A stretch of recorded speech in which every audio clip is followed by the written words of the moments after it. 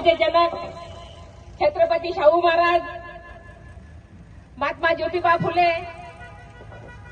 माता सावित्रीबाई फुले, त्याचबरोबर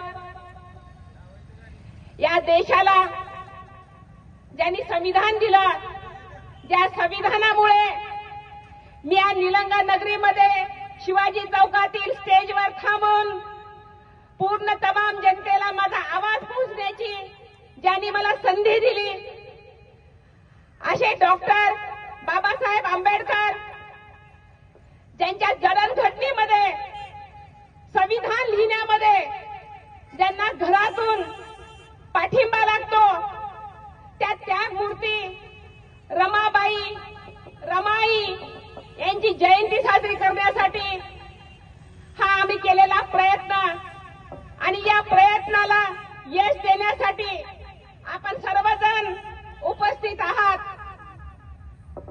त्याबद्दल सर्वांचे आभार.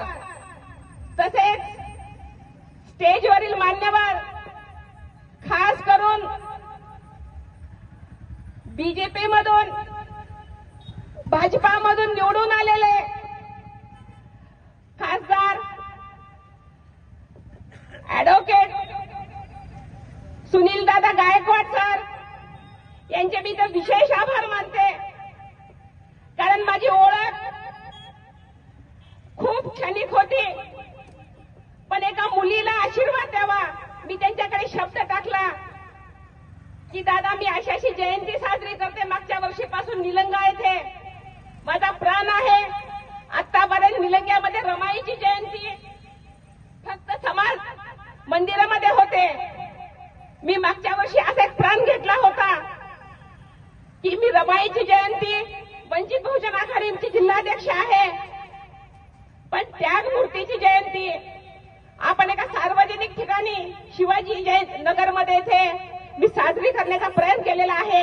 आणि त्यासाठी आपण मला आशीर्वाद देण्यासाठी विशेष करून आपण आलात तर मला खूप आनंद होईल. आणि मी ज्या वाटचालीवरून पदक्रमण करत आहे त्यामुळे मला बळकटी येईल. मी एक तुम्हाला तर उदाहरण सांगते. असा जर मी शब्द कुणाकडे टाकला असता तर प्रत्येकाने पक्षाचा विचार केला असता, पण एवढ्या विचारवंत माणसांनी अजिबात वेळ लावला नाही आणि त्यांनी फक्त सांगितलं ताई कार्यक्रम चालू किती वाजता होतो. आणि मला एक बळकटी देण्यासाठी आज आपल्यामध्ये एवढी मोठी व्यक्ती निलंगा येथे माझ्या एका शब्दावर आलेली आहेत, त्यामुळे मी त्यांचे खूप खूप आभार मानते. तसेच सर्व